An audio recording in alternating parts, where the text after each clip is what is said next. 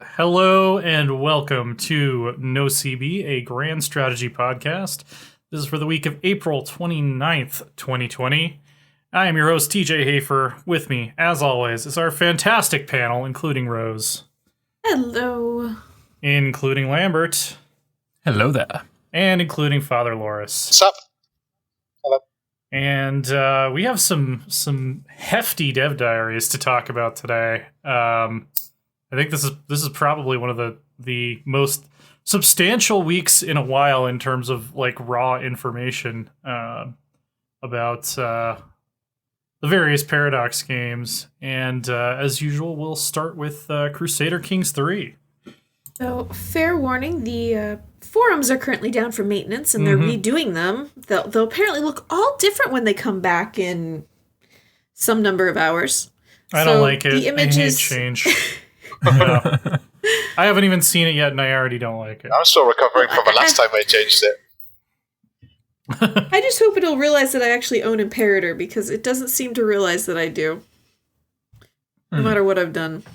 Every other PDX game, it's like, yeah, you own that. You own all this DLC. No, you don't own Imperator. That was an issue with people getting early access copies, wasn't it? Oh, was it? There was a lot of people who got the early access didn't actually get the forums recognizing it. I don't remember how I fixed that. Shout out to anyone listening who remembers when you had to like go on and put your CD key into like a special page on the forum to get the badge. And then also you could get onto the meta server that way. Remember the meta server? Oh, the meta server. Brilliant. Yeah. Loved it. It's amazing that with like as many problems as multiplayer has now, it used to be so much worse. Yep. Well, connecting by a moderator in chat right now. So. Oh well, we know that it's it's not your fault that the meta server was bad, unless you actually coded the meta server. In which case, do better next time. I lay the blame solely on the forum moderators for the meta server. So. Okay. We'll only have images today, not text, because the forums are down. But yeah, Crusader Kings 3, we got a huge dev diary on basically all the stuff about religion they had not talked about yet. With the exception of doctrines, they didn't really get into doctrines much. So I wonder if they say this is the last religion dev diary, but I feel like we do need a proper dev diary on religion or doctrines at some point. But the first thing they're talking about is fervor, which is kind of the replacement for moral authority. It sounds like it's a lot more logical than moral authority, like the fact that if you have a heresy spawn, like the heresy and the parent faith will gain more fervor because they are arguing with each other on Twitter or whatever. And like if you lose a holy site, you'll gain fervor. You won't lose fervor because it's like everybody wants to take back the holy site. They're not like, all right, I guess Jesus was wrong because we lost Jerusalem. So, it's like, no, Jerusalem is ours. Give it back. Exactly. Give it back. Yeah. So. Cue 2,000 years of much problems. Yeah, so I was initially quite worried about that because it was like, what's the point in trying to recapture the Holy Land? But then I remembered you do get a bonus for having the Holy Land, don't you? Like as a faith. Yeah. So there's still a motive. So that's good. Yeah, you've got your holy sites, don't you? Well, and it might be... Is it 5 of them? Yeah, it might be something like... actually holding the holy site will give you like a higher base fervor. Like maybe if you lose a holy site, you'll gain a temporary increase in fervor, but then if you don't get the holy site back, it'll eventually go down. Because they did mention that, fervor is going to be something that changes a lot more in the short term than moral authority did. Yeah. And what I find interesting and has to do with the image that we have here is the fact that your religious leaders and how religious they are and how well they follow the religion really affects your religion's fervor. Yeah. Which is great because you have to really pay attention to the cardinals now, and also if you're a Muslim, you have to really pay attention to how decent your caliph is, which is great. Love it. Yeah. Where if you are the caliph, really pious it You're up. not allowed to be mean. Yeah, it looks like he looks like he's very ashamed of himself, Pope Alexander here. As a good Catholic should be. The size of his hat, I don't think he's got anything to be ashamed of. That is a phenomenal hat. It is a phenomenal hat, and it's got 2 crowns. Let's be fair. It's just, that's what Catholicism is. It's just perpetual shame. That's what. Yeah, and they've covered the sausage fingers with gloves. Yeah. I mean, the Protestants would eventually take some issue with this, but like that guy has some bling going on. Oh, like, yeah, big time. He's blinging for Jesus. That's the name of my episode title. Yeah, that's the name of my first rap album. Yeah, it's blinging for Jesus. I've been watching a lot of Brooklyn Nine-Nine recently. I was full sure you were going to say that's the title of my sex tape, and I was like, yeah, okay then. Anyway.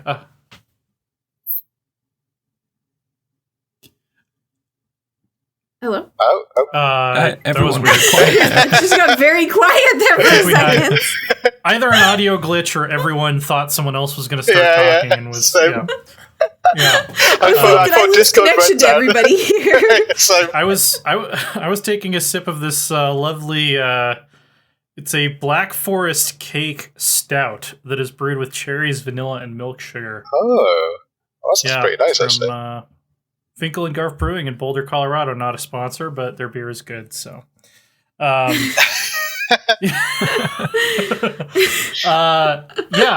So yeah, you'll need to like pay attention to if your religious head is not a good person. That's obviously going to cause problems for you.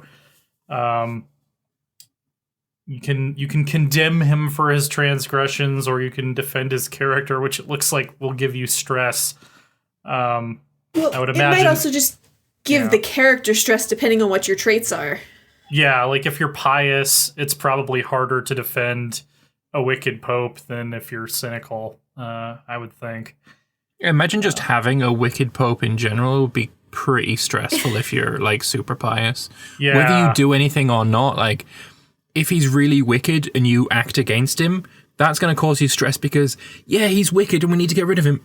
But he's still the head of the religion. Oh, stress. Yeah. I mean, and if you do nothing, then, I mean, that's also stress. So, is there any cases having a wicked pope should be really bad. Cases like historically of that happening? I suppose there's a lot of anti-popes going around. But what, of wicked popes? I'm not trying to like dispose wicked popes. Yeah, I mean, you could appoint a different pope and be like, this guy's the real pope. But I don't know if there was... I actually can't think of if there was ever actually like a claim war to depose the pope. That would be an interesting thing to look into. In the end, the pope's infallible, right? So it's like...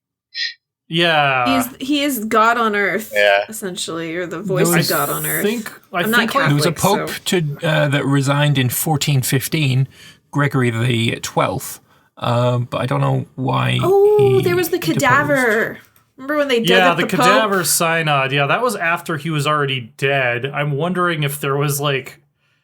I got to imagine that there were popes who were like forced to resign because it was like... Come on, dude. Like, I think the Cadaver Synod was more about politics of Rome rather than, like, he wasn't particularly sinful, was he, that Pope that got synoded? I don't know. I mean, I don't know what the scholarship on him was, whether that was, like, a legitimate thing or if it was just his successor trying to discredit him or what. I think it was, like, they didn't like each other too much. He was unpopular in Rome, as in, like, the city, so... Yeah, it's always tricky to tell, like how much of what we know about this person was just like, written by his enemies. Yeah. So. Well, and there were also the myths, like there's the legend that there was a female pope who on a procession gave birth.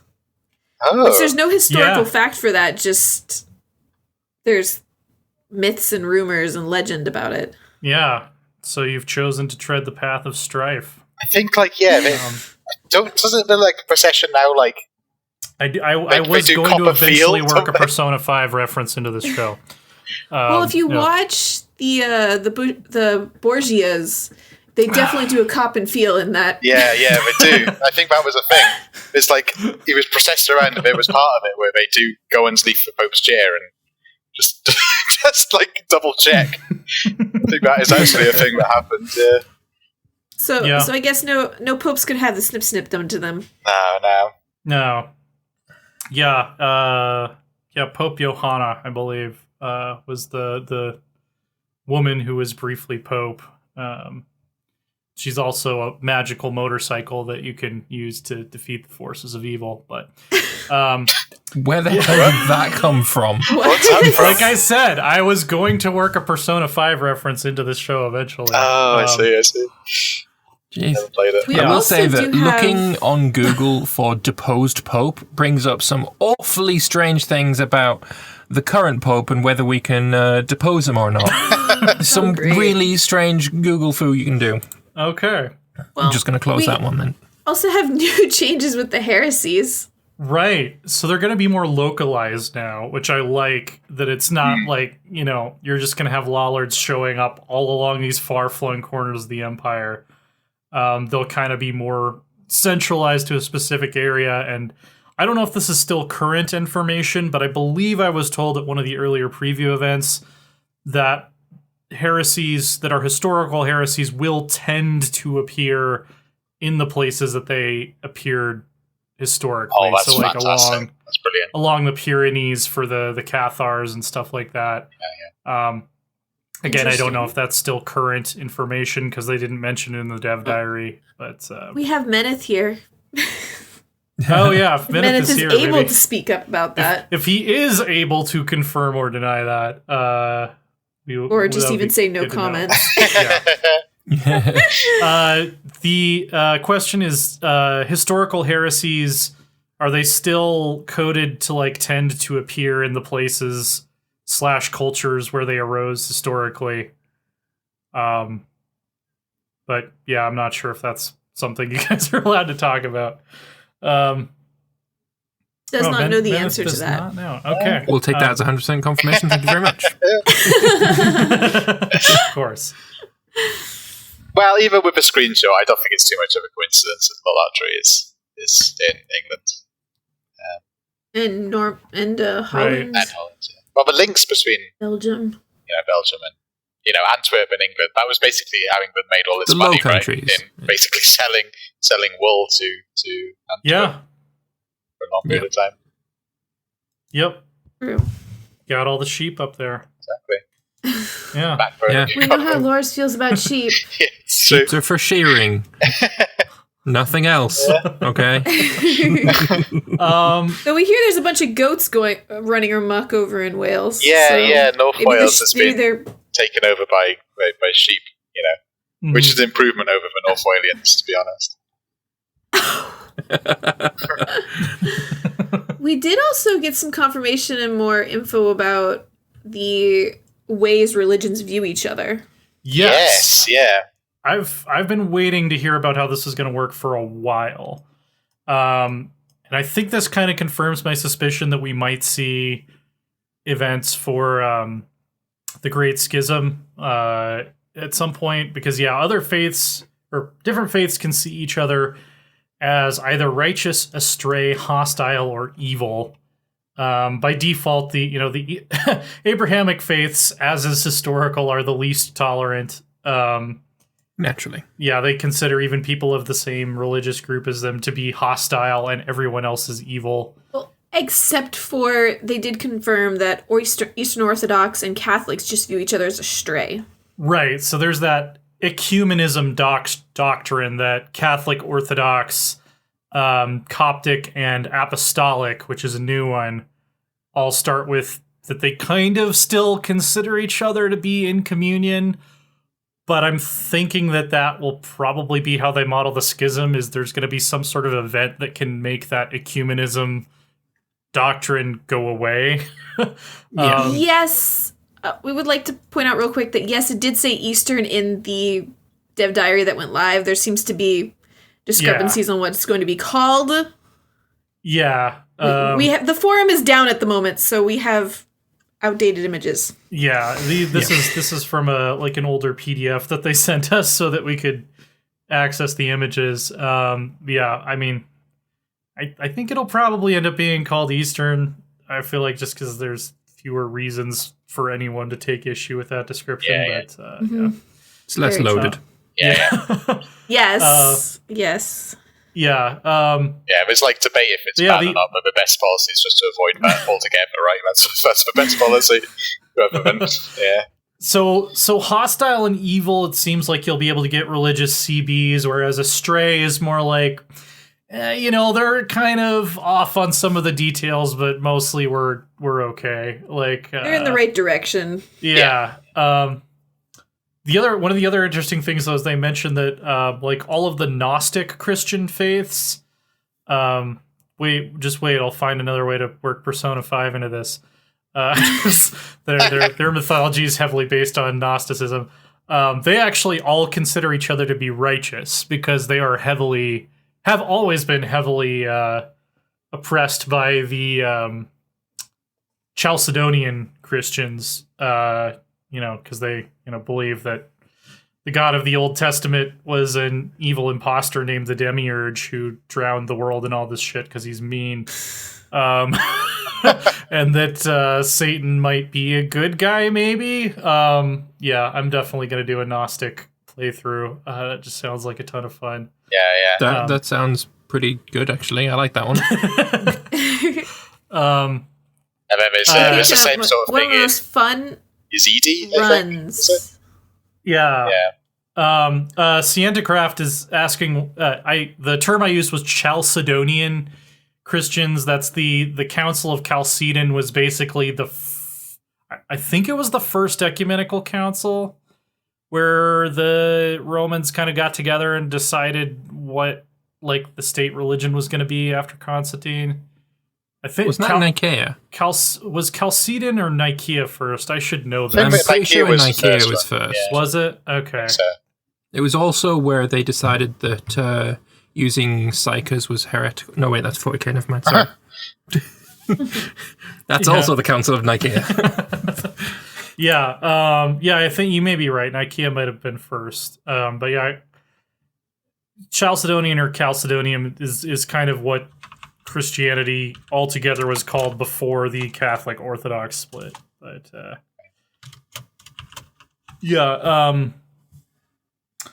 as opposed to the Gnosticism and Arianism and all those other ones that kind of went by the wayside in late antiquity. Don't forget Celtic We Christianity also had too. the CK3 developer questions and answers went on this morning. Oh, right. Yeah, I hadn't had time to read over that yet. Just skimming through, there is the confirmation that your hostility is static.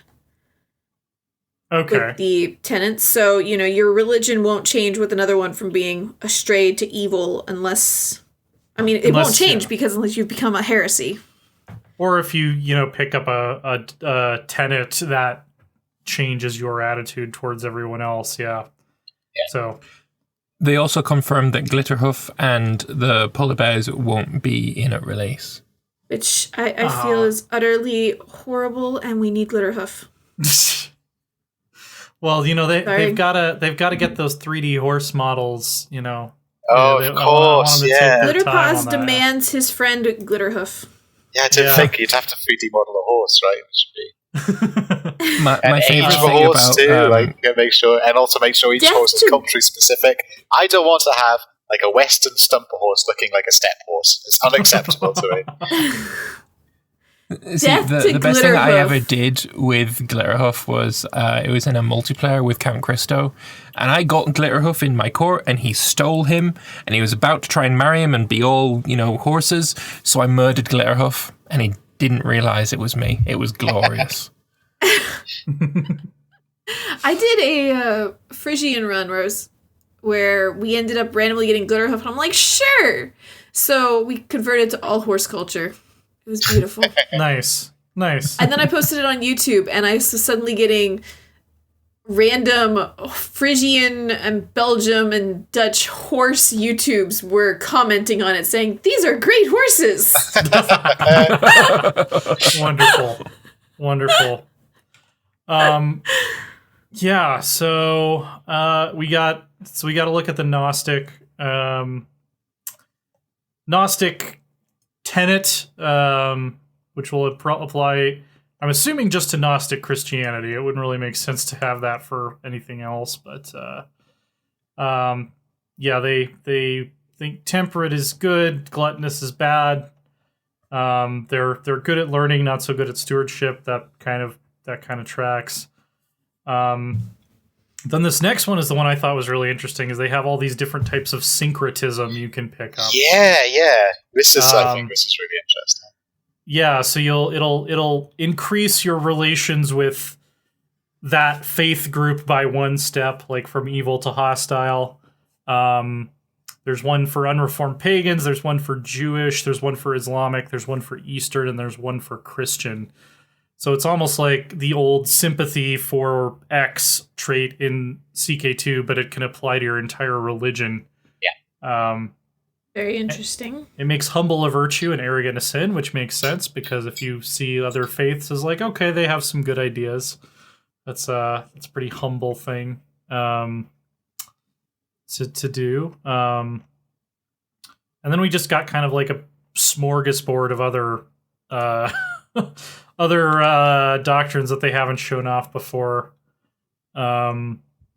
There's the one that lets clergy serve as military commanders, so you can have your battle pope. I mean, battle pope is the best kind of pope, let's be fair. Of course. Which I think, the clergy often went into battles, but I think there was a rule. I know this was true in medieval England, but they went into battle, but they weren't allowed to use sharp items. They figured it was all right if you used clubs and stuff, because exactly. Which is probably why D&D has clerics using blunt weapons. Yeah, that's exactly why. Yeah, it was some technicality about not spilling blood, and they figured out a way that they could kind of find a loophole in the Bible, and they're like, but we can bash him over the head with a stick, right? Like, Jesus said, there's nothing against that. Yeah, Jesus whipped the money lenders, so obviously, what's little if you crack someone over the head with a club, they're gonna bleed, though. Yeah, but you're not slicing open the skin. No, exactly. If you crack someone over the head with a club, they're gonna bleed. It might not be slicing open the skin. The bone is the one that's breaking the skin. You're just helping the bone break. Just tenderizing itself. Technicalities. Yeah. No, I get it. Listen, the Pope said it's okay. I don't know why our fervor is going down, but I'm sure it has nothing to do with... Jesus was cool with it. The bone is the sinner, not the priest. I love that. Yeah, we've got Pursuit of Power, which just sounds like, if Alexander the Great created a religion. You have a conquest casus belli against all neighboring rulers, including those of your same religion. So if you want like a to the strongest to be your guiding religious principle, it's incredibly strong. But like also, thinking about it, all your vassals also have CP. So yeah, I'm wondering is this going to be replacing the kind of the Unite the Ummah CB that Shia and Sunni Muslims had in CK2? Like, I'm wondering if that's kind of what this is meant to be modeling. Because you used to CK2 Muslims do, I believe they still do, or at least one point they did had a permanent county conquest CB against other Muslims. But it also won't make much sense if content is a sin in Islam. Surely. Yeah, I don't know. Yeah, that's an interesting question. We got armed pilgrimages, which that's crusades basically. And then struggle and submission, which allows great holy wars when the faith has high fervor. So if you want to be like an expansionist proselytizing religion, that seems like a good one. Look, if you can't crusade, why do religion? Yeah, I mean, really. Why do you think I'm not religious? There ain't no crusades to go on. Because of the hat. Totally okay, that's a good reason. All actually. for the hat. I mean, let's be fair, I can wear that hat if I want to, and also if I can afford it, which I can't, so I won't. Yeah, I mean, understanding yourself and the universe, like all of that I could do without, but the hats and the excuses to go to war, that's really those are the good reasons to be religious. Did you guys see any other ones that that you thought were cool in this big list here? Well, we get astrology again. Yeah, that's it. I was going to say, astrology doesn't seem that interesting. Yay, my books go faster. Yeah, exactly. That's the interesting thing now is they're trying to add like one bonus to a lot of these doctrines that are like, okay, but what practical benefit would this belief actually give you? Well, if it'd make you raid faster if you're that's true. A pagan. But only a pagan, because only pagans can, raid people for some reason. No. Yeah, because if you paid a lot of attention to the stars, you probably would be better sailors. The sky burials give you a small health boost because you're less likely to, get dead bodies in the drinking water or whatever. Why reincarnation would give you conversion resistance, I'm not entirely sure. Because when you're reincarnated, you don't get converted, right? It's like, still pious after you reincarnate, right? Well, when you get reincarnated, you know that, your current life will determine what you will become afterwards. If you get converted to another religion without reincarnation, then what was the point of your whole life? Yeah. Okay. Does that mean that your grandparents are really dead? Plus, you also have to convert all the animals in the realm too, so that's like quite a lot of extra effort. Yeah, well, I like imagine how sun worship is like, you are no longer going to get sunburned because you praise the sun. You just you learn to deal with it. Another interesting, not directly interested to the trait, but there's not for the tenant, but there's a new trait called Miracle Worker under Esoteric. Yeah. That sounds cool. Miracle Worker and Wise Man, which are both new. I'm very curious what those are going to end up being. Yeah, I hope I can burn some Miracle Workers for being heretics. That's what I want. Also, the sun worship says all Zunists. I don't think there were any Zunist realms in 867 in CK2, were there? Like, wasn't that a 769 thing, or am I remembering? No, I think it was a 769 thing. I mean, they did say they're going to have dead religions that you can revive, so that might be why. Yeah, there might be some courtiers in some of the courts that are Zunists. Yeah. The Jevry there asks, it'd be funny if there were some naked portraits. Well, the Adamites will be totally nude. Wait, is it the Adamites? There is. I know there is a trigger in the script file. It's my second highest rated post on Reddit of all time. Devs? It is the Adamites. The devs confirming that there will be a nudity trigger in the script for scenes in which a character must appear nude. Saying it's the natural primitivism tennis. 867. Okay, all right. There's also, they did mention in the questions today on Discord that a religion can be dead and come back. Right. Yeah, I mean, how else are you going to, praise Zeus, which is clearly the best person to praise? Or whichever. Unless you're, of course, praising Thor and Odin. Well, that. Look, if you, I mean, for dead religions, Zeus is best, but otherwise, it's Thor. Yeah, they both have lightning, so. Yeah. True. I mean, it's the same god, so we'd be totally cool with each other. You like lightning, we like lightning. You fuck around a lot, we fuck around a lot. It's great. It's good stuff. You just drink out of goblets, and we drink out of horns. Yeah. We like wine, you like mead. They both get us absolutely pissed. So, I mean, in fairness, what's to argue about? Yeah. Then we got a big list of other tenets that we don't have descriptions for yet. Although natural primitivism that's the nudist one. Okay. I was wondering what that was, because it costs 1,000. I mean, it's very expensive to pay off the fines for indecency in public. So, I mean... But we also see some stuff here like mendicant preachers that you could kind of use to model like an early Protestant Reformation, which is kind of cool. Carnal exaltation. Yeah, that one I think was the one we saw before that was, it makes lustful a virtue and chaste a sin. Yeah. So that's we need a tenant to make all of your characters wear no clothes, but everyone wears versions of the Pope hat only. And boots. What? Need some boots on. Yeah. But communion, for some reason, the first time I saw the word communion there, for some reason my brain said communism. I'm like, what? So early for that concept. Yeah. Yeah. Well, there is communal identity. Maybe that's the communism trait. I don't know. But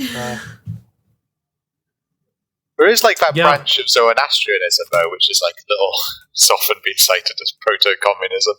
I forget what it is, but some of the earliest, like before it became the state religion of Rome, like some of the earliest Christian mystery cults had like communal property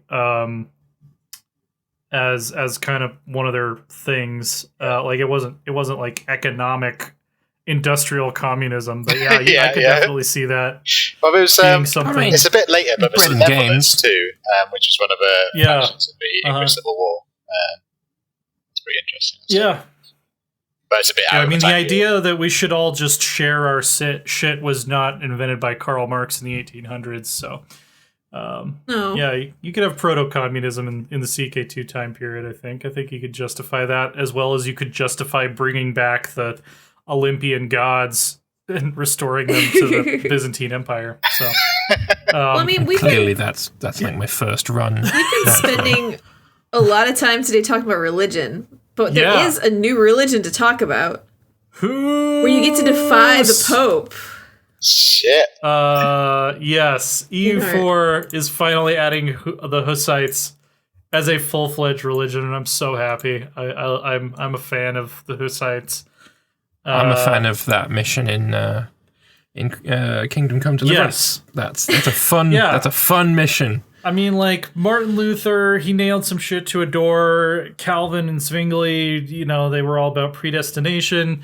Jan Hus and his followers were like, you know what, you are not a godly person, so we're gonna throw you out a window. Like, that's no, you've misspoke there. It's yeet him out the window. I'm sorry. Yeah. I apologize. Yeet him out a window. Well, does one of you want to give a little bit of historical information for everyone listening on exactly how the Hussites were different? Yeah. Besides yeeting people out windows?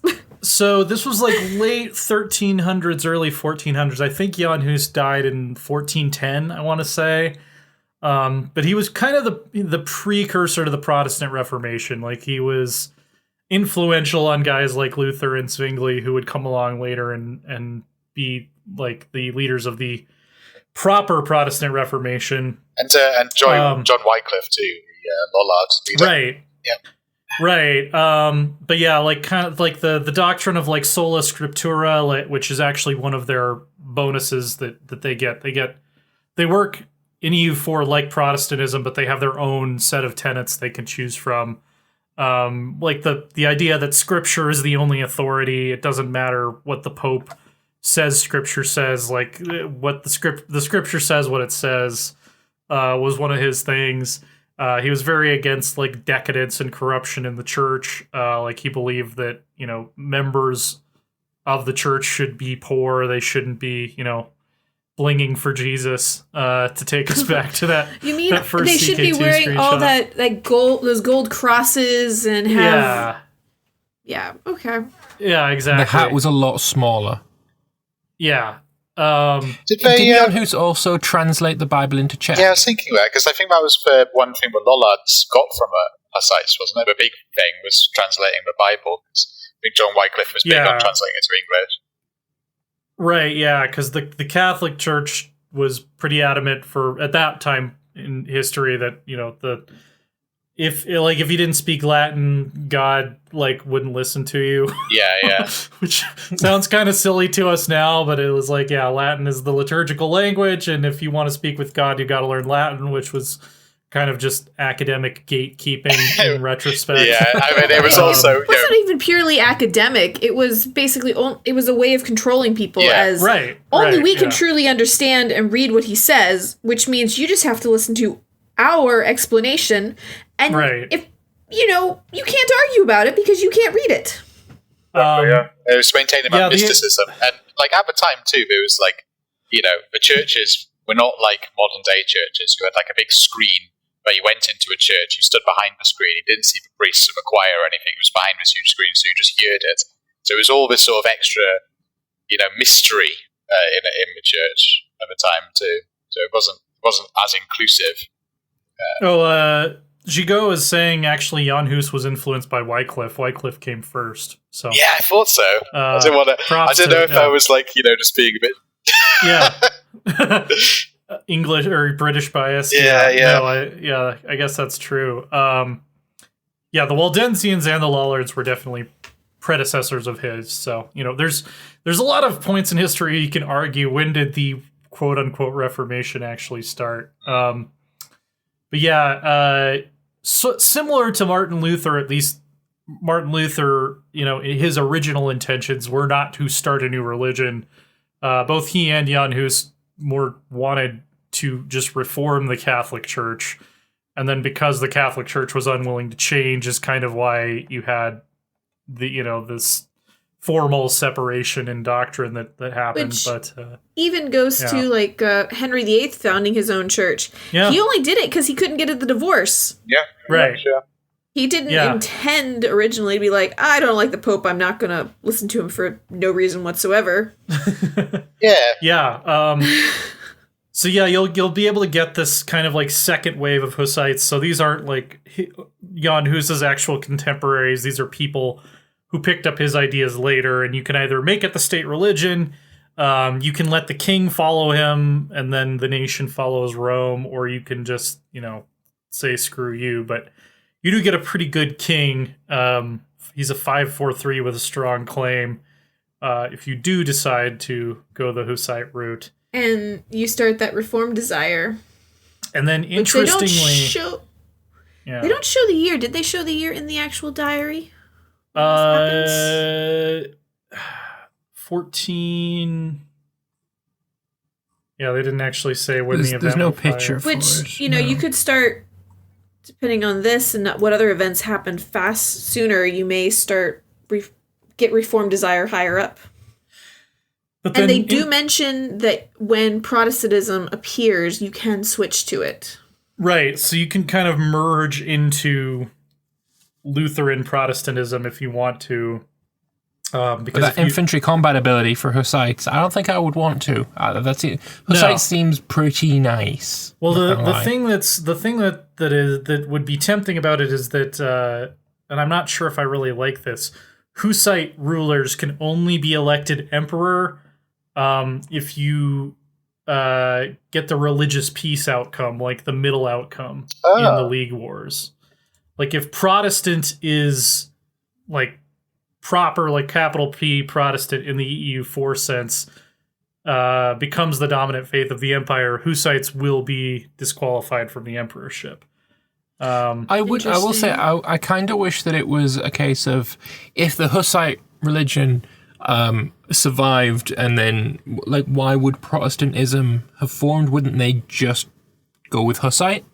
Yeah, it's kind of weird. I'm not sure if I like the relationship with that. I mean, because I would want to be like, okay, if the Hussites are the leading opposition to Catholicism, and we win the League War, Hussite should become the official religion of the empire. Yeah. But I guess they want you to just become a regular Protestant. Programming wise, this was easier. That probably plays a role in it too. But I mean, what's to stop you from role-playing and doing your best to ensure that it's a white piece where the Hussite can still be emperor, and then you go through and you forcibly convert everyone to be Hussite? It's a pain in the ass to do that. Or, call me Protestant, but call my country Protestant, but let me keep the bonuses and the unique aspects of faith from formerly being Hussite. They're just hipster maybe, or you can do a anyway. synergy between the two. Yeah. Depending on how the League War, and you become like the Hussite Protestantism, or come up with a new name where it combines them somehow. Mm-hmm. Yeah. That could be interesting. Make a whole brand new religion. Bring some of that beautiful CK3 goodness into EU4. Exactly. Yeah, we just got done talking about how CK3 is so good at modeling these different states of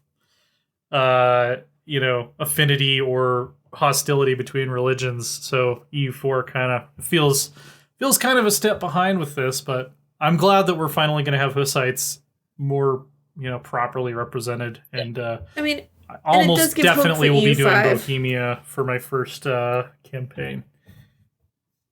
I hope we do this. We see a similar sort of thing with Bollards. Personally. Yeah, they were still a new mission tree. Yes. Say because the Jesuits were integrated into the Catholic faith. I think in this time period, what if there was an option not to integrate them in, and then that becomes a heresy too, the Jesuits? Oh, that would be interesting. Yeah. Yeah, the Jesuits need more love. I feel like they kind of they took a swipe at them with Golden Century, but I'm still not quite happy with and Franciscans too. Yeah, the Jesuits were kind of a huge deal in the EU4 time period. This mission tree looks amazing. You can basically become the dominant force in Central Europe. We've got the Reformatio Sigismundi, which if you've played Kingdom Come Deliverance, you're probably very familiar with who King Sigismund is. Every single time I open the game, I learn about his entire life. It's great. Yeah. You can kind of become the wall against the Ottomans. You can CBs on everyone. Defenestrate heretics. But I believe isn't NoCB best CB? Of course it is. Yeah. Naturally, but also if you're going to get a personal union CB, you're probably going to go with that as well. No, I don't. But just on principle. Personal union CBs, I feel like they're a little bit too common now because of the mission trees. See, I quite like that. I used to like the abilities to do it. Back when royal marriages were a really good way of getting personal union CBs. I really did enjoy They had to make it part of the mission trees because nobody understood how royal marriages work in EU4. Yeah. That's why they need a family tree system. I'd love that. You need a flow chart. We need family trees. Yeah. I think we've had that discussion. Yes. It's definitely up there. Most wanted things. Especially, it's like bringing a CK2 game where you've been playing this family for hundreds of years and you bring it into EU4 and you're like, this is really cool.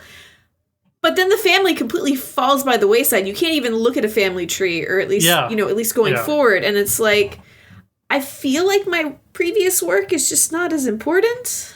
Yeah. Pops and family trees in EU5. I'm going to call no mana. Yeah. I love... I'm with that.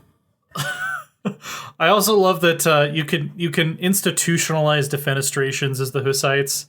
They have that regular defenestrations aspect they can institute that gives you minus 33% harsh treatment cost, which isn't even that good of a bonus, but I'm going to do it anyway because I just like the idea that we just have regular defenestrations. Like, it's just part of the church service. Is like, all right, who's getting yeeted this week? The worse the sin, the higher the flaw the window is on. Yes, if you've only been a little bit bad, it's all right. We'll just throw you out the ground floor window. But if you've been really bad, we're going to the top of the tower and you're getting yeeted off. I've actually been to the places where they defenestrated people, and like the first defenestration, you go to the top of that tower. It is a scary drop onto cobblestone streets. It's not something you want to be dropped out of. Well, again, the bone is the sinner, not the one who did the defenestration. Flaw killed it. Sudden stop at the bottom. We just didn't do anything. The cobblestones or the cause of the violence. So basically what we need to do now is dig up the cobblestone and yeet that out the window. Yeah. Speaking of cobblestone, there's a new update to Minecraft. And violence and throwing and yeeting people out the window. I mean, who better to yeet out a window than a rebellion? Yeah. And all the Senate that, has caused the rebellion because they just won't listen and do what you say. So we'll throw it over to Lambert at the Imperator desk. Why don't you tell us a little bit about what they've outlined for Menander? Complete culture rework, complete rebellion rework. Subjects are getting a big rework. It's just lots of really good stuff. Culture is now a little bit more interesting, and it looks like there's going to be some kind of cultural acceptance system. Yep. You can stop people from being citizens.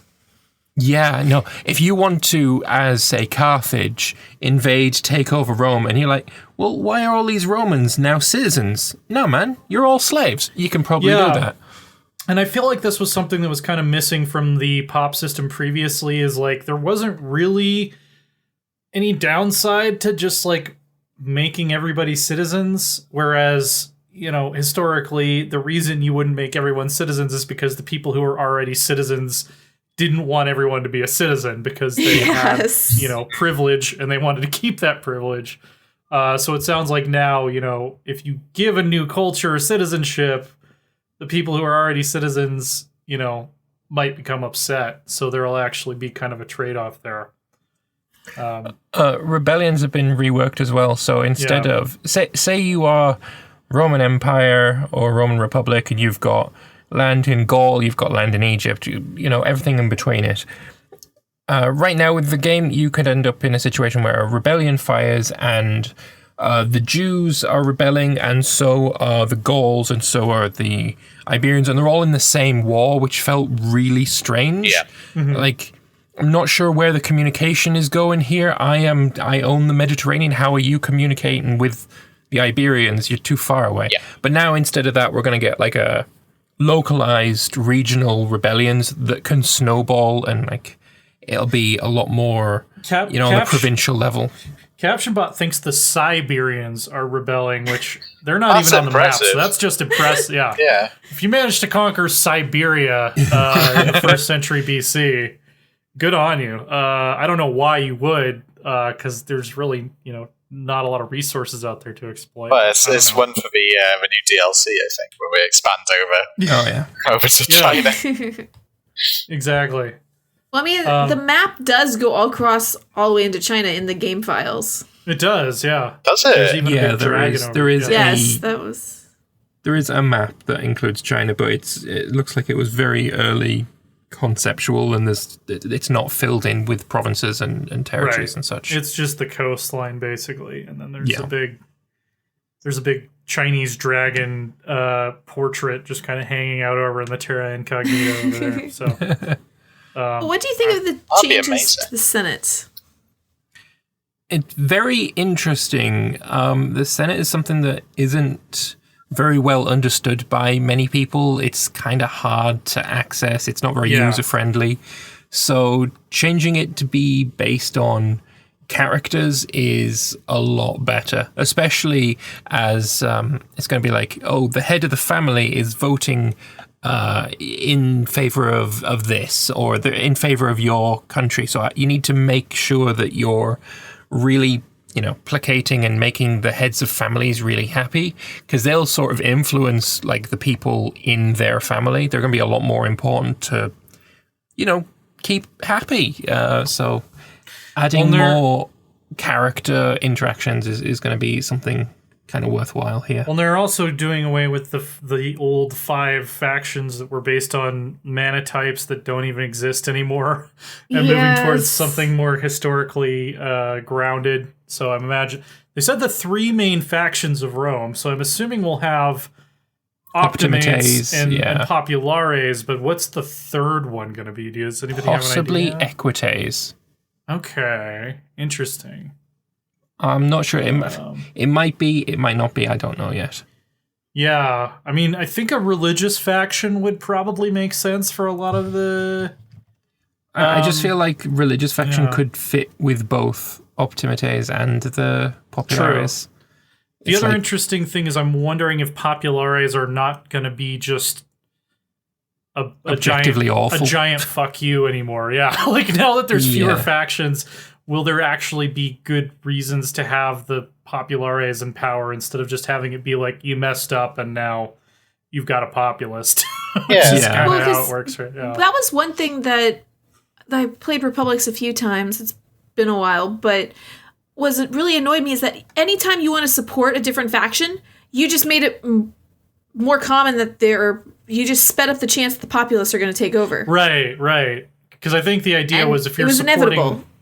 Yeah, if you're supporting a faction, by putting your finger on the scale, that's corruption, which will give the populist demagogue out in the Agora more ammo to be like, these, corrupt senators are not listening to the will of the people, so vote for me. And then I cannot listen to the will of the people, just do whatever I want. Yeah, it was kind of annoying because I'm sure they were probably very good popularist leaders of Rome that did lots of good for Rome. I don't know if you would count Julius Caesar with bread and circuses and stuff. He actually did quite a lot for the people. Yeah, whether that was to influence them or not, he did do good things for the people of Rome. The Gracchi did nothing wrong. Yeah, well, that's the thing. Wasn't Julius Caesar very, very popular with the people of Rome, but very unpopular with the Senate? For sure. I mean, types. I don't know how you just don't know what the official term is in Rome. It entirely depends on who in Rome you give a shit about, whether Julius Caesar was good or not. Yeah. Well, here's the thing about Republican Rome is I feel like the dictators sucked. And also the Senate sucked. So it's like, I don't really have a dog in that fight. I mean, yeah. Like, burn it all down, go Spartacus, I guess. Like, oh, yeah. Yeah. That'd be cool. It'd be cool to play as Spartacus or something. We have Spartacus, the rebellions, how they change by the provinces. Yeah, I'm not sure if I don't know. I don't know with the rebellion change. Because, they're saying the old system was to prevent the whack-a-mole rebellions that happened in other Paradox games, which I kind of feel like I like that they did away with that, and now they're kind of bringing it back a little bit, because it's it's a foregone conclusion that you're going to win, probably, unless you're involved in a huge foreign war that's requiring all of your resources. I mean, it taxes the state, it costs you something to put down these rebellions. It's a logistical challenge, but I feel like if it's a foregone conclusion, why am I even worrying about it? I don't know. I guess for RP reasons, but I don't know. I guess if you don't worry about it enough, it says there that the rebellions can snowball, so maybe a rebellion in Judea is going to spread to Syria and then just keep spreading if you don't, manage to put a nail in it fast enough. What if it reaches a certain threshold, it starts increasing the counties around it, provinces, cities, whatever they're called. Yeah, I can imagine too many different games. Maybe bordering a rebelling province is going to lower your own loyalty in adjacent provinces. I could see that working pretty well. But the way I kind of see it at the moment is right now, if you're big enough and you've got enough of your own primary culture, you're not going to have to worry about rebellions at all. And this is going to be a case of I now actually have to deal with this system. So in that way, at least it's good. Yeah. It's also, before we move away from Imperator as well, between this podcast and the last one, it's actually been a year since Imperator came out. So, of course, yeah. With Imperator having quite a lot of updates since, do you have anything that you would consider your favorite change to the game since release? Oh, it changes to pops, hands down. Definitely. Yeah, pop system. Yes, pop system pops. is my number one easily. Yeah, I did not like the fiddliness and the micromanagement of the old pop system at all. I think it was the weakest. Yeah, I didn't part like of the game how it was initially super quick too. I like pops to be organic and dynamic rather than slam, convert all this population. Well, and it forced you, when you got a large empire, it really forced you to, okay, I have to pick which pops I'm going to care about. Yeah. And then just forget that the other 95% of them even exist. That's right, yeah. And now it's you can set governor policies where you're interacting with all of your pops in some way. Yeah, and it feels without having to click 1,000 buttons. Slightly, nudging stuff to slowly, socially engineer your kingdom rather than instantly converts everyone instantly. It's within 2 seconds because I spent X number of points, all these laws are now Romans. Well, those changes wouldn't have been possible without the removal of mana, which it was such a huge, all-encompassing change. Like, the changes to pops wouldn't have been possible without mana being changed. The changes to territories wouldn't have been possible. The changes to ability. It affected so much. That has to be my number one change. Yeah. I guess we could just say Cicero. I mean, that's... that is probably... It's still, in my opinion, the biggest change to a Paradox game in one patch that there's ever been. I don't consider Apocalypse or Utopia to be quite as big as Cicero for changes to a game. But I'd say mana pops would definitely be up there as well. Yeah, I think so. Definitely up there. Yeah. Just all the minor bug fixes. Yeah. There's been that's the other thing is, like, if you look at a Paradox game 1 year later, you know, there's all these small things that you forget that they fixed or changed that kind of add up to be pretty significant. So what we're saying is, if you haven't played this since it came out last year, and it's still sitting there in your Steam library or your PDX library or wherever you purchased it, go pull it up. Yeah. You're going to be very pleasantly surprised by all the changes that have occurred. Yeah. I'd say there are very few people who prefer the game at release to the game there is now. Yeah. And I didn't mind the game at release too. I was exactly like I never hated mana. Like I'd consider myself mana tolerant. Yeah. So in Crusader Kings 3 terms, the mana religion I would consider to be astray, not hostile or evil. Evil. I don't miss it. Like, that is true. The new system is way better. Yeah. The tutorial is very, very out of date now. Yeah. You're better off finding a YouTuber like Lambert here, who's played a lot of it, and checking out his videos. Yeah. Uh-huh. Yes. Plug me. Exactly. They're also doing some changes to subjects in Menander too, which is cool. They've got I think, Lambert, you correctly predicted that the percentages we saw in the teaser were percentage of manpower and taxes that you take from your subjects. And they've got some different subject types like satrapy and feudatory. Yeah. Almost sounds like, I think Lambert also correctly predicted that it might be kind of like Hoi 4, where you can move between different subject levels. That'd be interesting. Yeah. That'd be really cool, actually. I wonder, though, if tribal vassals are going to be included in this. I know that if tribal vassals become civilized, they turn into tributaries, and I guess that's the way they'll get on this track. So I just want a total overhaul of tribal subjects where you can have like federati, like the Romans did historically. But that probably will come in like a big tribal update later on, would be my guess. We'll wait until the end of the podcast because I've got a little bit of a plug to make. Okay. Add a formable Tibet. Teasing. I want a formable Tibet. That's all I want. Yeah. Formables should be in every area because formables are so powerful and good. You get free provincial investments, you get a bunch of permanent bonuses. There should be formables all over the place. Also, I like Zhongjong, though. Zhongjong is just a cool name for a country. It is. I always play as them because it's the cooler name. Form Tibet, but still get to be called Zhongjong. Yeah. Also, changing your name and your flag and your color is like and good. The replayability of the game. Oh, yeah. Yeah, definitely. Naturally, yeah. And also, I want to have every single one of those uncolonizable bits to be color-inable. I want to, because I hate the bit in India and also Sinai Peninsula.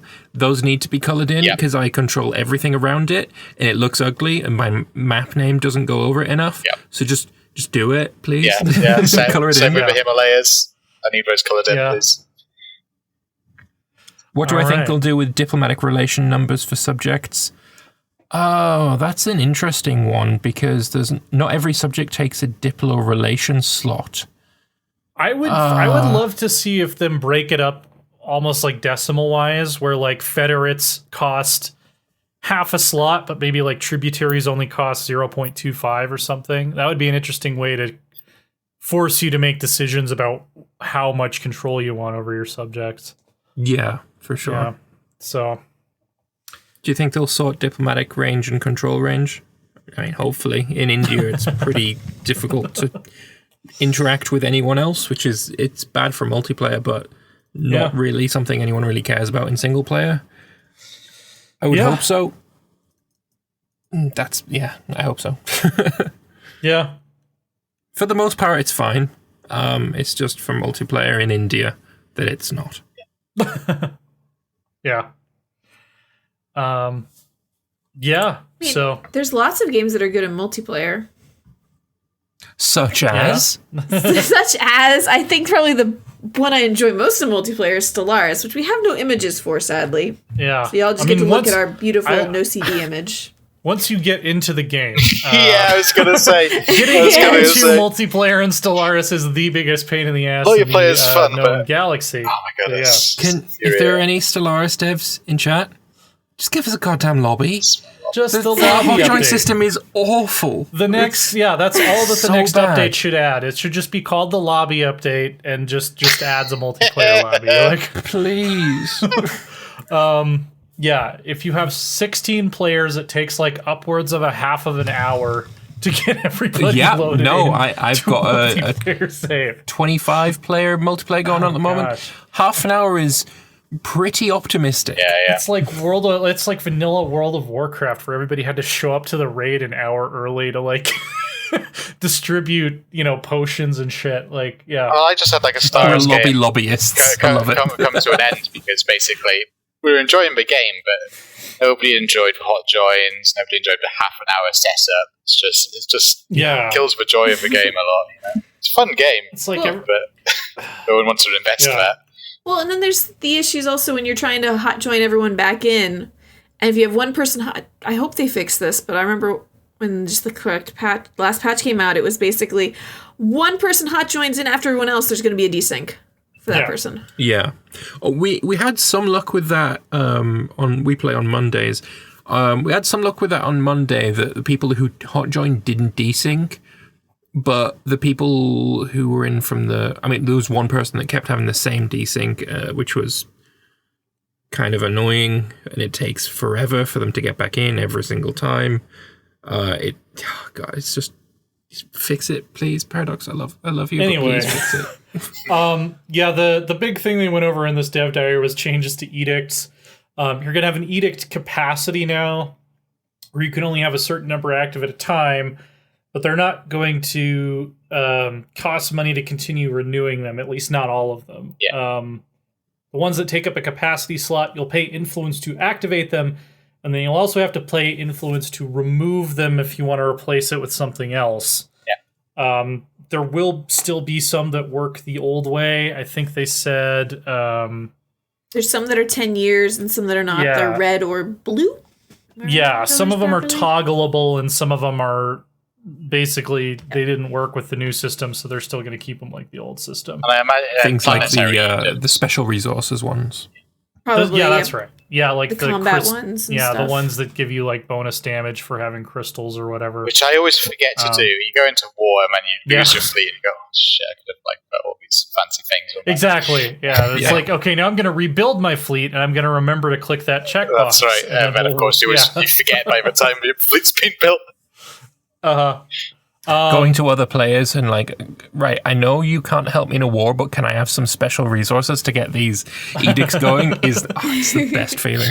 And then, dictatorships and empires are going to get +1 to edict capacity, which I think is a pretty significant buff for them because, there's role play reasons to play dictatorial or imperial right now, but I don't feel like there's really any meta gameplay reasons other than the fact very few reasons to pick one or the other over for any of them, to be honest. Until now, there's very, very minor differences. Well, you had policies, pick them all. Didn't you? You had agendas and things. Right, if you really pay attention and farm agendas, I feel like democracies are more powerful overall. Yeah, but then halfway through the game, it's like, with the agendas, I've got an agenda. Yeah. You have an agenda for mineral worlds or whatever, and you can't do them because you've already done all of the stations. Right. Exactly, and you can't expand, and even if you do expand, you're taking over land that already has mineral stations, so why is this guy promising, oh, we're going to build more mines, let's ignore the fact that we have mines on every possible mining place in the galaxy. Yeah, which, I mean what you do is just delete them and rebuild them. Ridiculously unrealistic campaign promises is somewhat realistic, but it's not that great from a gameplay perspective. You've got a point there. You've got a point. I now no longer consider this roleplay breaking. Yes, well, we just yeet him out the airlock. Yeah, exactly. I guess the other advantage of Imperial was always that, like, if you had like a venerable species with a very high skill cap, you could end up with a much higher skill leader for a longer period of time. Yeah, that's what I normally go for. Like, it's like a king, and my king's normally, 800 billion years old by the time. Yeah, But that would require you to have Xenos in your empire, and I'm sorry, but no.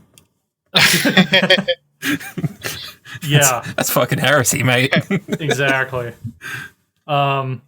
Yeah, so, I mean, I would say overall this is probably a good change. I like the idea that slotting in edicts is now going to be something that's kind of like another decision you make to customize your empire versus like a temporary bonus that's going to eventually go away. So yeah, I like that.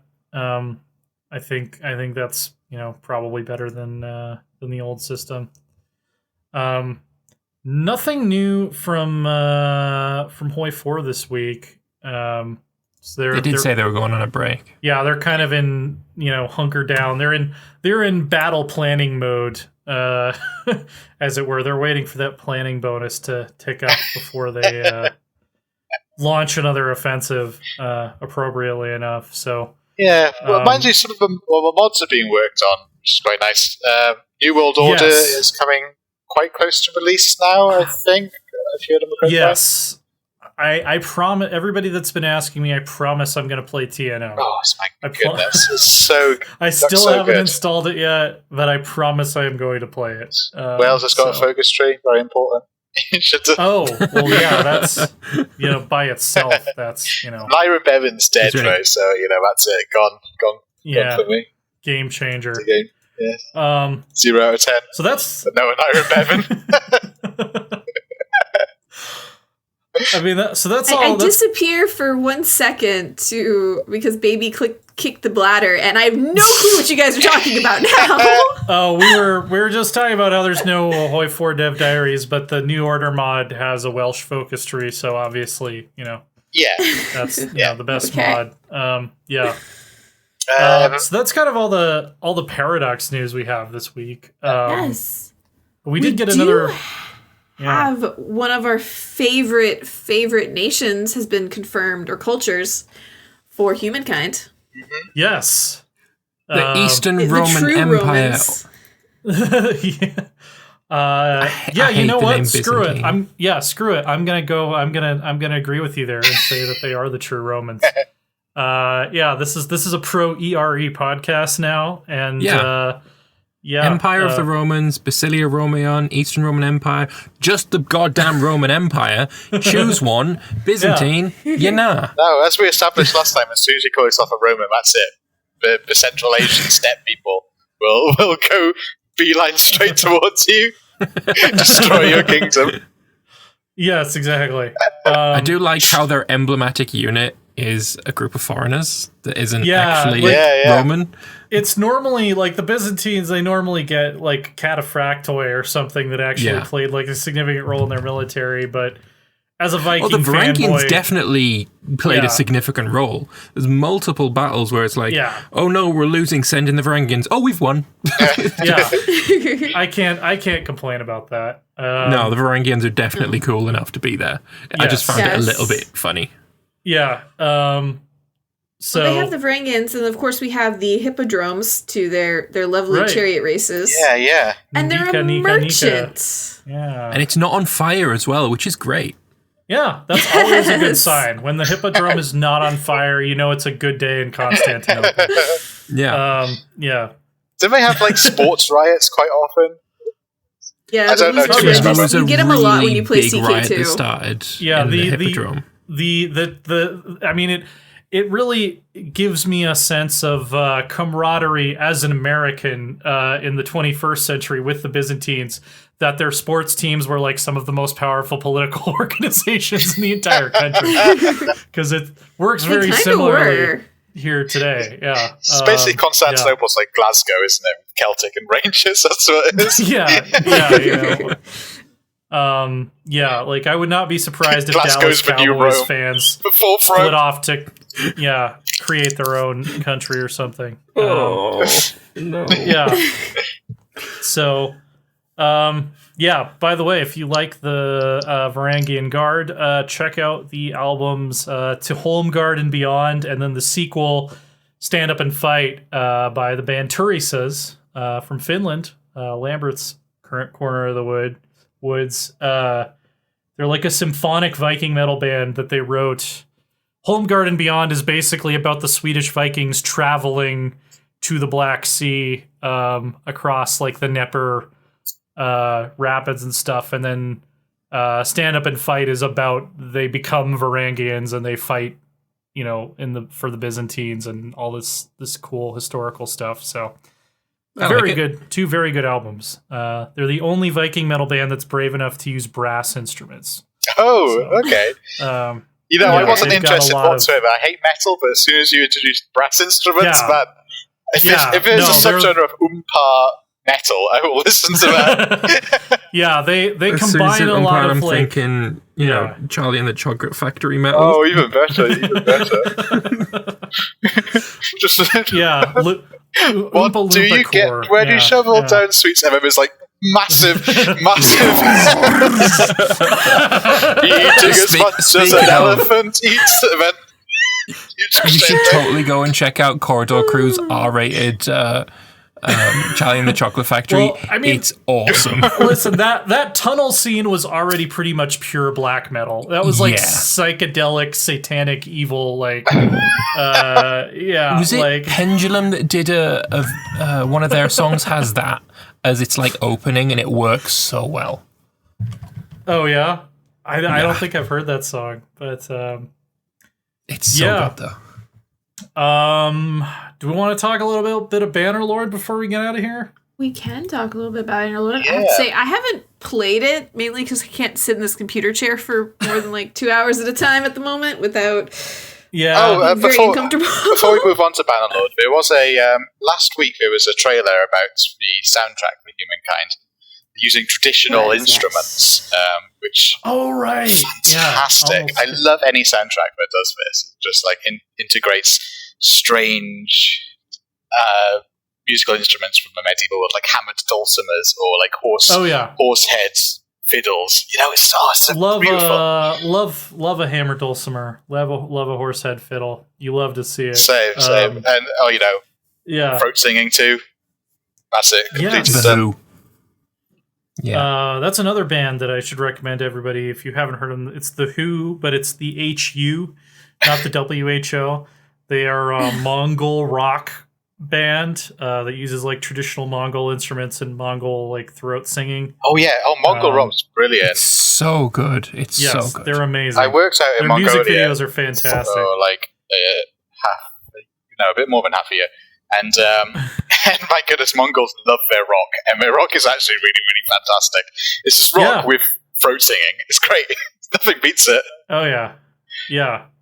Is like the best song. Actually, one of my favorite composers that does this sort of thing for video games. I'm afraid I'm gonna forget his name. I believe his name is Chance Thomas. But he did all of the soundtracks for the Lord of the Rings Online. Yeah, Chance Thomas. Yeah. He uses a lot of like old traditional medieval instruments. The writers of Rohan, like I'm not even that big of a Lord of the Rings Online fan, but the writers of Rohan expansion soundtrack is one of my most listened to albums in my entire music library because it's so good. The music in Lord of the Rings is just so beautiful and iconic. Best soundtrack of any movie franchise, in my opinion. Yeah, go look up Learning to Ride. I believe it's on Spotify. Learning to Ride by Chance Thomas from the Lord of the Rings Online Riders of Rohan expansion original soundtrack is one of my favorite pieces of video game music of all time. Yeah, so this episode will now be copyright claimed on YouTube. The music the playing prerequisite in the for that is background for it to actually go on YouTube, TJ. well, now I can't do it because now we're just gonna get copyright claimed. So, all right, well, You're giving him excuses. I was gonna put them up. Damn. I was gonna upload them all tomorrow, but now I guess I can't. Just got to do some editing. A soundtrack, it really adds to the immersion when something's a bit more like this. Because I think, like, I don't know about you, but my favorite soundtrack for CK2 would be what's it called, the choir one from one with all the old the Monks and Mystics one. Monks and Mystics. Yeah. Those were some good tracks. Yeah. Anything that just immerses you in the time period is fantastic. Yeah, and the culture. Adding in this something that just gets music. you hyped as well. Yeah. Right. Like, as much as Skyrim is sort of a meme at this point, the music in that game is amazing as well, especially when you go into an area, you go in through a dungeon, you get to the final like boss room, and the music just goes mental, and you're like, oh, I'm hyped. Yeah. I still listen to the Skyrim soundtrack a lot too. I tell you what, who took that and ran with it, The Witcher soundtrack, especially in battles, like, oh my goodness, it's fantastic. Unbelievably good soundtrack for Witcher has. Oh, yeah. Music in the Witcher TV series is phenomenal as well. If you like the style of music in The Witcher 3 or The Witcher television show and are a metal fan, you should check out the band Arcona. They are a Slavic pagan folk metal band they're one of the only like death growl folk metal bands with a female vocalist, and she's fantastic. Okay. So yeah. From metal music, I really like the instrument noises, but I don't like the death growl bit. Fair enough. It's an acquired taste. If they had oh, this is just the music part of our new song. It's like, yeah, I'm totally on board. Yeah. I just say like anything like old and traditional, I'm like an old fogey like that. So even if it's metal, but if it's got like a traditional. There's a really good metal cover. Of which one? Of The Witcher. Toss a coin to your Witcher right there. Oh yes, that is an awesome cover. Yeah. You mean toss a coin to your Potter? Yeah. Yeah, no, that cover is amazing, yeah. Tanger Cavalry is another Mongol themed metal band. They're not I would have to say they're not quite as legit because they're not all actually Mongolian, whereas the Who, they're like from Mongolia. But also our auto chat filter does not like the word Tanger for some reason. Like I can probably guess why. I've no idea what that is, honestly. So I was just they were the royal guard of the Mongol Empire. I did not know that. In fact, Mongolia is like so into metal. I went to see the Nadam, which is like kind of their games, their manly games, basically, is what it translates to, where they do archery and wrestling and horse riding and all that. Yeah, I would love to see that. It's brilliant. Awesome. I'd super recommend going there. It's midsummer. It's well worth checking out. But when I was there, they opened it with a metal band playing. So that's the first opening of a national games I've ever seen with metal being played at the start. It's great. Yeah. Yeah, they've got like a burgeoning like rock and metal scene now that's pretty cool to check out. So does again, Crystal in chat is saying this just needs to be its own podcast, but Hong Kong has some really good metal bands that use like traditional East Asian, like Chinese instruments. Hong Kong and Taiwan, both have really good upcoming metal scenes that you should definitely check out. Yeah, it sounds pretty cool. It sounds up my street. Yeah, and they're very like kind of punkish too. Obviously, if you live in Hong Kong or Taiwan, you might imagine why you would have lyrics about like opposition to authority and stuff. So I'm very into that. It's very urban too. that too. And Right. the podcast is now banned in China. Yes. Well, like we weren't already. Yeah. Yeah. Oh yeah, we spoke about Hoi 4. Clearly, we're not allowed in China. Laura said the word Tibet earlier, so Oh, we're God. already banned in Yep. China. And it wouldn't be the first time we've said it, so. No. Yeah, I think I mentioned Tibet every time Imperator's come up. It's a fun place to play. Yeah, it's my favourite. I'm not interested in Rome. I just like that. I would like an expansion in China because I feel it's around my hand dynasty, which I'm really interested in. But obviously, that'll never happen. So Bannerlord. It's close like to get. Yeah. Yeah, speaking of like China, they added traditional Chinese localization to Yeah. Bannerlord. Oh, there you go. Which is brilliant. Yeah. You know, I think more companies should do that. Just to get us unbanned in China, I will just say that anyway. Total War proved you can make a fair bit of money if you. Yeah. Well, it's a huge new market, so it's like. Yeah. Oh, speaking of, there's actually an update pending for me for Bannerlord. We'll just point out there have been like 3 or 4 updates since the last time we recorded this podcast. Or since we talked about them, at least. Are you Since on we the beta branch? started this podcast, there's been an update. Yeah, one of them. hilarious. Literally started the 2 minutes after we started the podcast. There was an update. One of them, well, 2 of them I don't like.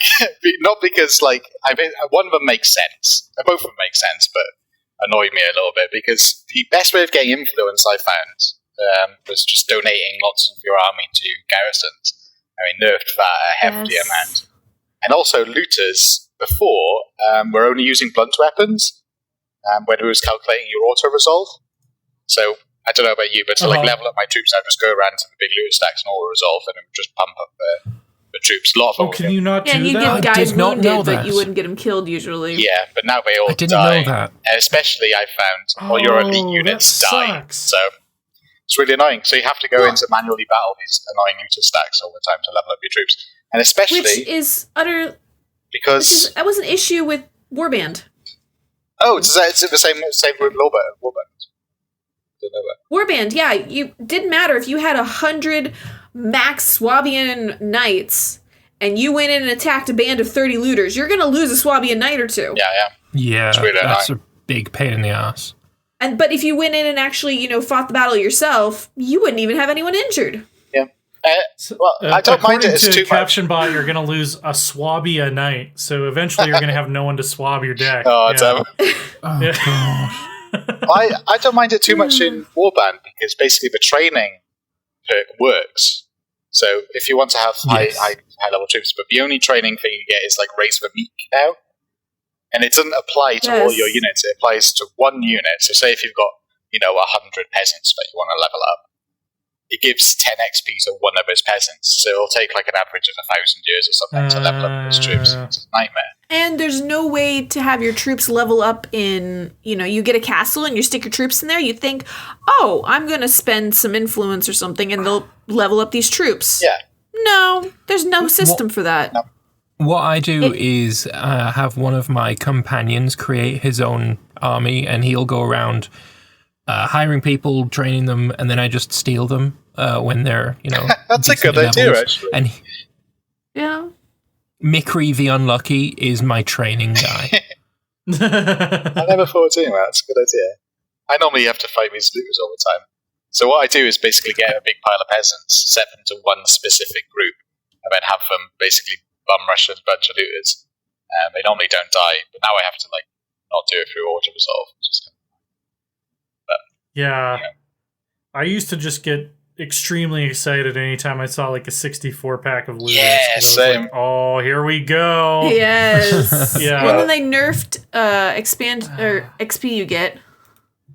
Yeah. Oh, do they? I think I'm gonna kind of go on a Bannerlord hiatus for a little while. I've really been enjoying it, but I feel like the mid to late game really kind of falls apart because of like how diplomacy works right now and like how hard it is to like get off the ground once you're an independent faction, unless you want to just like save scum to get people to join you. There was I think the top post on the Bannerlord subreddit the other day was just like a gif of someone save scumming the diplomacy system like 100 times to like Like they really need to fix that. They really need to add more minor factions, I feel like, on the map to give smaller independent rulers like ways to expand that don't involve declaring war on the entire Western Empire, for instance. And just remove I don't that. really like riding around trying to persuade people to join. They need to fix companions. That too, like... The game's unplayable for me right now without the mod that lets you respec a companion when you get them. Which basically, it doesn't change like, oh, they still have 60 medical skill, but let's actually give them some intelligence so they can actually level up their medical skill. Yeah. Yeah. And then, like, just how bad the AI is. Like, if you're like, okay, I'm not going to be independent, I'm going to join a kingdom. And then, you know, inevitably, like, they're not going to give you control of the main line. They're going to give you, like, 14 cavalry. And, like, I'll go get, like, 60 kills just, like, by myself with, like, my small cavalry detachment. And meanwhile, Ragnvald has marched the entire infantry line diagonally into a frozen river and gotten everybody killed, and we lost the battle. Ragnvald is not the smartest of fellows. Yeah, who was it that was saying yeet Ragnvald earlier? Someone in chat. Yeah, like, I there's not a place high enough that I know of to yeet Ragnvald off of to satisfy my thirst for the top of that mountain on Skyrim. You just, you know, Fosfordar him off. I just want to challenge him to the Holmgang and be like, I am the king now.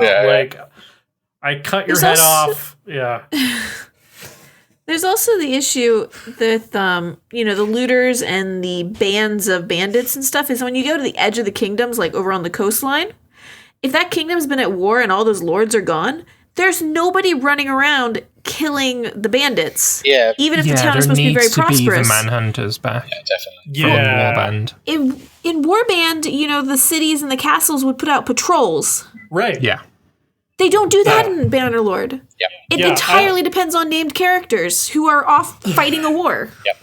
I like Bannerlord a lot, but I feel like I've kind of hit the end of my time with it in the form that it is the current now. stage. I will definitely come back to it, you know, when it's got some more updates. Prophecy of Pendor 2. I'm waiting for it.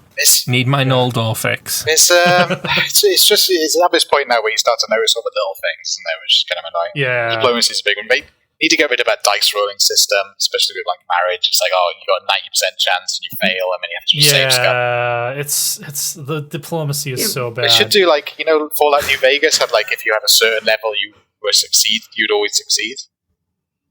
Or make it a resource. Like, I don't know, like make it so my charisma skill generates a certain number of diplomacy points that I can spend. Like, there's a lot of ways you could do it. Much better, anything but a roll of a die is really, really annoying. And especially because it's like so much is focused on that. There's so many different things to do, like votes too. Like the roll of a die on the votes. Like if you want to have a castle or not depends on a roll of a die, which is really annoying. And it's not satisfying. What I've also noticed, if you're running with if you have caravans running, and you're part of a country and that country goes to war, the caravans don't dodge the nation you're going to war with. They still go through it and then they get killed, and that's it. Also, it's like, yes, we've gone to war with the Southern Empire, so please don't enter the Southern Empire or go anywhere near it. Go trade somewhere else. I don't care if you make less money. Yeah. It's okay. Speaking of hating the king and voting on castles, I started a new game as Botania, and Calradia just always gives it to himself. It doesn't matter. He could be everybody else could have voted for him to give it to me, and Calradia is just like, nope, mine. Yeah.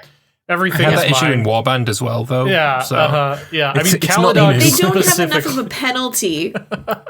Like it should be like a sliding scale. Like, oh, the first time they go against the council, it's only -10 opinion with everyone that voted. Yeah.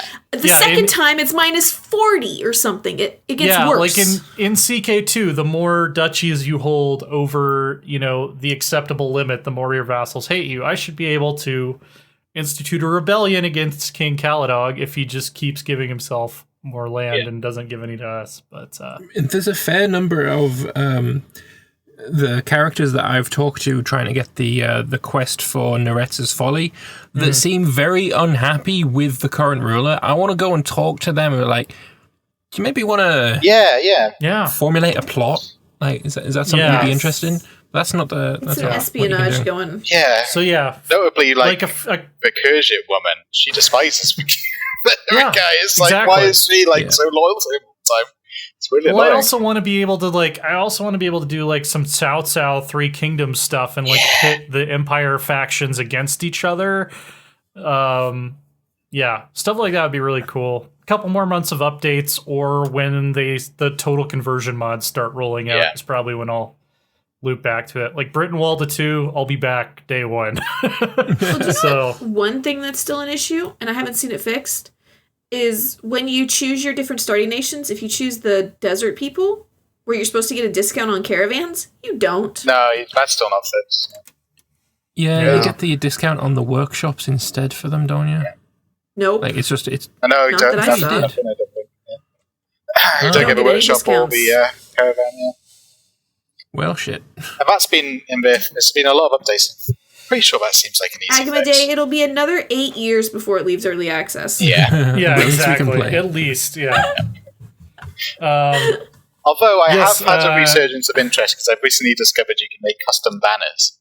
Like you can get a code, you can create a code, and then like you can copy and paste it into your banner editor, and you get like a fully customized banner, which is fantastic. I want to give a shout out to Debujor for making me a dragon banner because it's bloody amazing, and I couldn't have done it, and he did it for me. Nice. And it's absolutely glorious.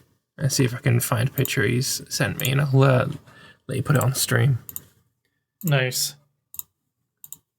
And if you want a custom banner, there is a subreddit called Bannerlord Banners. Highly recommend going there and having a look because there's some bloody good ones on there. There's a website too, which I've made banners on it. I spent a little bit too much of my free time making custom banners on this website. Yeah, Krista the in latest chat, one he sent me is like 358 layers or something crazy like that. It's like there's a lot. Here it is. It's bannerlords.party/banner is the website you want to go into make a custom banner. Nice. I'll link it on. And the system for creating them is terrible and in no way should be used without forewarning that you are going to hate it. Yeah, it's very clunky. There is Lambert's banner. Nice. Oh, I just love it. Just like so it. Krista in chat, we probably will end up talking about Total War at some point. Yeah, especially when Troy comes out, if there's any DLC coming out. Yeah. A World Betrayed is really good. You should play it if you like Total War 3 Kingdoms. Shogun was free earlier this week on Steam. Yeah. Oh, yeah. That's well worth trying. Although I prefer Fall of the Samurai because it's just a more interesting time period. Fall of the Samurai is amazing. If you're going to play Shogun 2, play Fall of the Samurai. And also just the time period is brilliant. If you're interested in, probably one of the wackiest, interesting wars where medieval style feudal system gets its hands on your Gatling guns. Look at the Motion War. It's really interesting stuff. Yeah. I mean, there was like so much interesting stuff. Like the Portuguese, like main gauche rapier style fencers dueling against like katana wielding samurai. That stuff actually happened. That's it. Yeah. Like that whole era of Japan is pretty crazy. It's great. And then also like later on down the line, basically after the Meiji Restoration, they basically tried to abolish samurai as a class. There was a Satsuma Rebellion, and the Satsuma Rebellion that's a really interesting thing. Yep. It's what the last Samurai name as well. Very roughly based on, and I can't emphasize how very roughly it was based on that.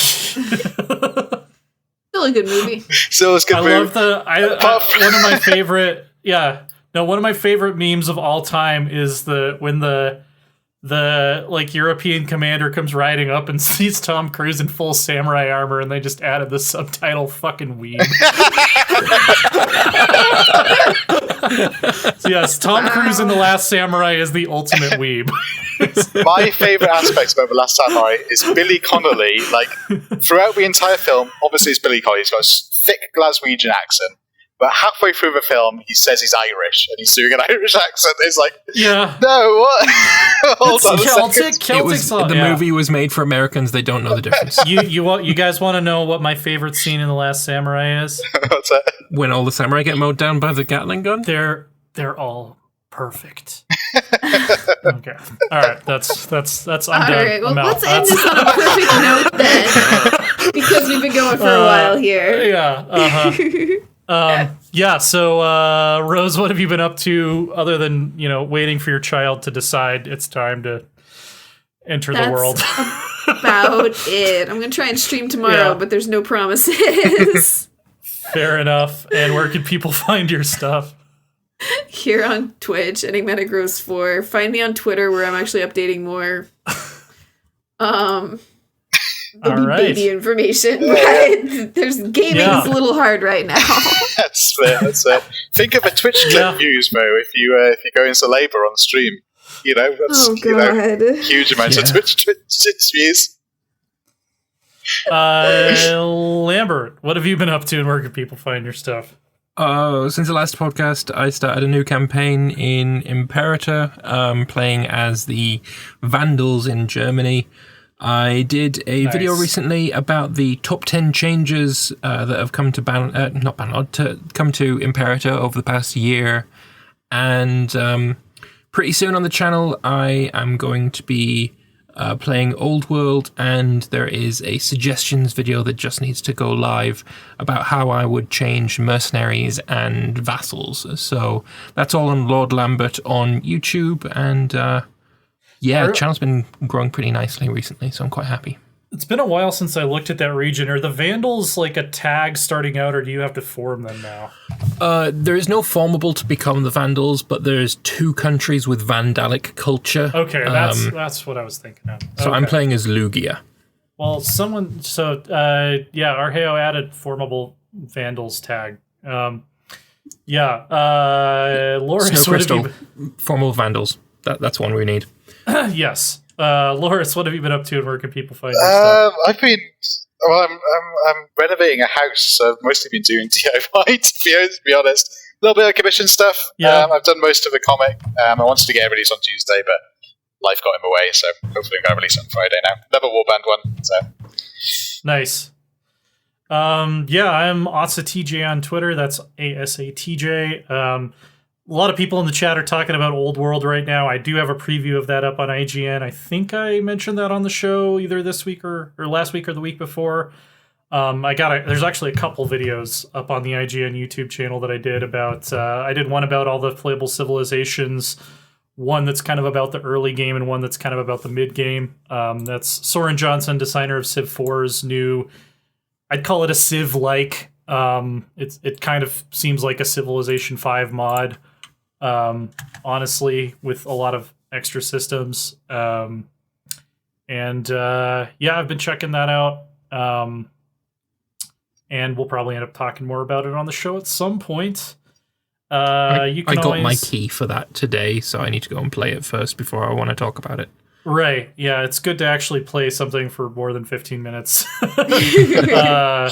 Before we actually dive into it. You're going to talk about it. Yep. Yeah. So you can follow us on Twitch, follow us on Twitter, subscribe to us on your favorite podcast aggregator. We're NoCB Cast pretty much everywhere, and we will talk to you guys next week. Ciao.